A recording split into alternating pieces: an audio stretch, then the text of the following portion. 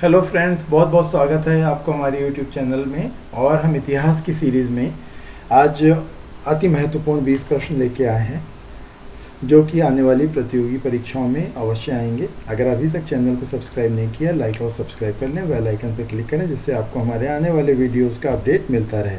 तो शुरू करते हैं आज के अपने क्वेश्चंस। आज का हमारा पहला प्रश्न है, बरेली में स्वतंत्रता सेनानियों का नेतृत्व किसने किया था? तो यहाँ पे ऑप्शन बी बिल्कुल सही है, खान बहादुर खान ने। अवध के तालुकेदारों के साथ कठोर व्यवहार करने वाला अंग्रेज अधिकारी कौन था? इस प्रश्न का सही उत्तर है जैक्सन। जैक्सन अवध का वो था, उस समय अंग्रेज अधिकारी था जिसका कि बाद में लखनऊ में हत्या कर दी गई थी। अगला प्रश्न है, मीर कासिम और ईस्ट इंडिया कंपनी के बीच संघर्ष का प्रमुख कारण क्या था?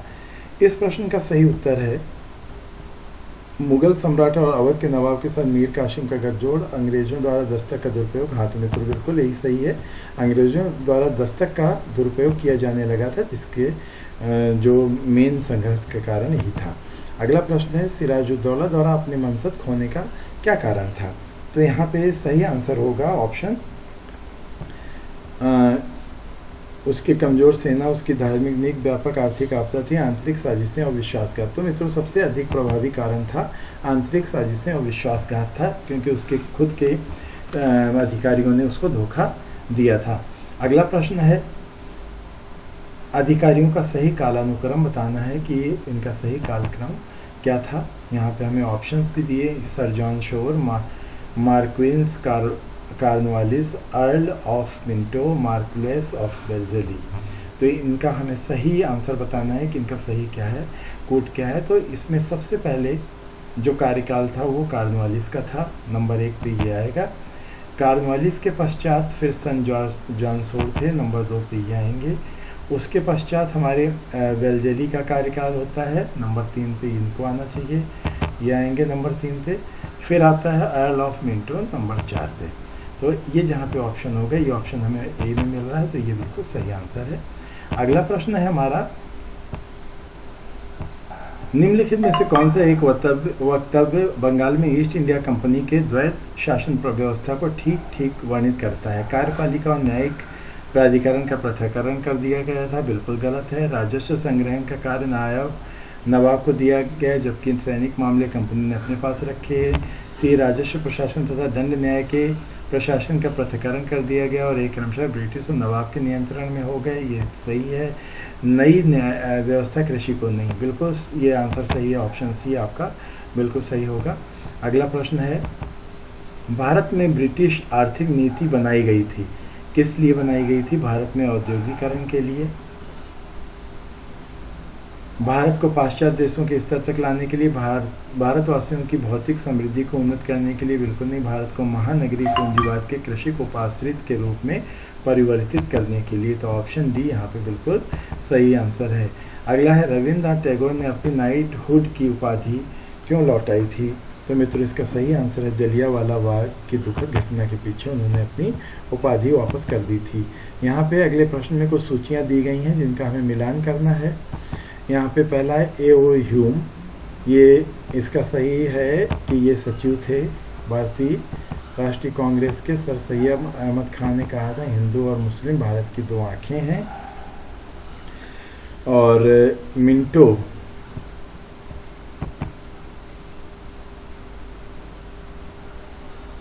मिंटो का कहना था ये राजद्रोही सभा कानून, सिडिशियन मीटिंग एक्ट मिंटो ने बनाया था। और फुलर पूर्वी बंगाल और असम का लेफ्टिनेंट गवर्नर था। तो यहाँ पे ये ऑप्शन बिल्कुल सही होगा। देख लेते हैं कहाँ है, ये ऑप्शन डी में ये हमारी मैचिंग हो रही है, ये ऑप्शन बिल्कुल सही है। अगला प्रश्न है, भारत में मुसलमानों के आधुनिकीकरण का कार्य किसने प्रारंभ किया था? तो मित्रों इस प्रश्न का सही उत्तर है सर सैयद अहमद खान ने किया था। संगम तमिलों का प्राचीनतम उपलब्ध ग्रंथ कौन सा है? तो इस प्रश्न का सही उत्तर है तोलकाप्पियम, जो कि एक व्याकरण ग्रंथ है। ये सबसे प्राचीन ग्रंथ माना जाता है तमिलों का। अगला प्रश्न है, निम्नलिखित में से कौन सा एक कारक बौद्ध धर्म के उद्भव के लिए प्रमुख रूप से उत्तरदायी था?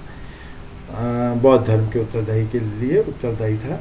यहाँ पे प्रश्न है, आदिम राज्य का एक भूभागी राज्य के रूप में परिवर्तन, लोहे के बढ़ते हुए प्रयोग का प्रभाव, श्रेणी व्यवस्था का विकास, क्षत्रियों द्वारा ब्राह्मणों के प्रभुत्व को स्वीकार करना। तो ये यहाँ पे बिल्कुल सही आंसर है, ऑप्शन डी। अगला प्रश्न है, निम्नलिखित में से कौन सा एक बौद्ध संप्रदाय मठवासी जीवन की आवश्यकता, भगवान बुद्ध के स्मृति चिन्हों की पूजा, केवल स्वयं से मोक्ष की प्राप्ति तथा इसमें विश्वास कि भगवान बुद्ध फिर पैदा नहीं होंगे जैसे विचार थे। तो ऐसे विचार हीनयान संप्रदाय में मिलते हैं, ऑप्शन ए यहाँ पे बिल्कुल सही होगा। अगला प्रश्न है, भारत में संगमरमर की सर्वोत्तम नक्काशी के लिए प्रसिद्ध जैन मंदिर कौन सा है? तो ये जैन मंदिर दिलवाड़ा, ये ऑप्शन डी जो है दिया हुआ है, ये बिल्कुल सही आंसर है। प्राचीन भारत में निम्नलिखित शासकों में कौन जैन धर्म के संरक्षक थे, हमें ये बताना है। तो यहाँ हम देखते हैं खारवेल राजा संरक्षक था जैन धर्म का। चंद्रगुप्त मौर्य ने तो संलेखना के द्वारा अपनी मृत्यु ही इनकी हुई थी। तो ये 2 और 3 यानी कि ऑप्शन सी यहाँ पे बिल्कुल सही होगा। बिंबिसार इसके जैन धर्म के समर्थक नहीं थे। अगला प्रश्न है, चोल अभिलेख निम्नलिखित लिपियों में मिलते हैं, संस्कृत, तेलुगु, तमिल, कन्नड़। अब हमें यहाँ ऑप्शन बताना है कि किस में मिलते हैं सबसे अधिक, और अधिक से कम की सूची में हमें लिखना है इनको।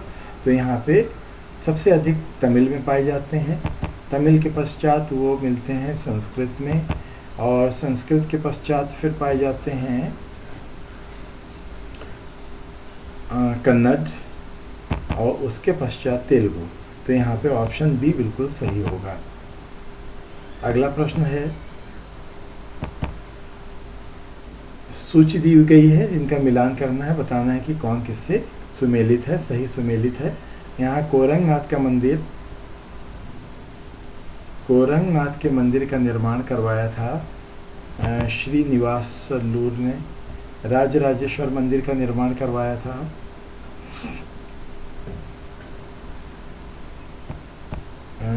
राजेश्वर मंदिर का निर्माण किसने करवाया था, देखते हैं एक बार हम।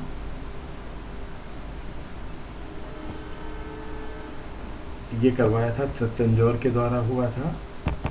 और ऐरावतेश्वर मंदिर का निर्माण तिरुचलीश्वरम, और शिव मंदिर जो है वो धारासुरम का फेमस है। तो यहाँ पे ऑप्शन बी 3, 4 ये वाला 3, 4, 2, 1 बिल्कुल सही आंसर है। अगला प्रश्न देखते हैं,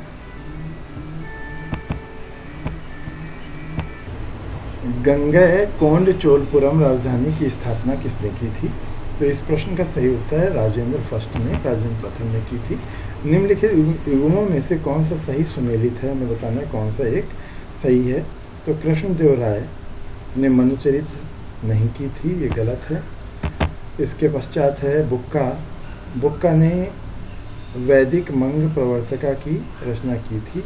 तो यही पर ऑप्शन बी बिल्कुल सही हो जाएगा, क्योंकि अल्लाह सानी पेदन ने अमुक्तवादला जो थी ये कृष्णदेव राव की थी, गंगा देवी का अमर शतक नहीं था। ऑप्शन बी यहाँ पे बिल्कुल सही है।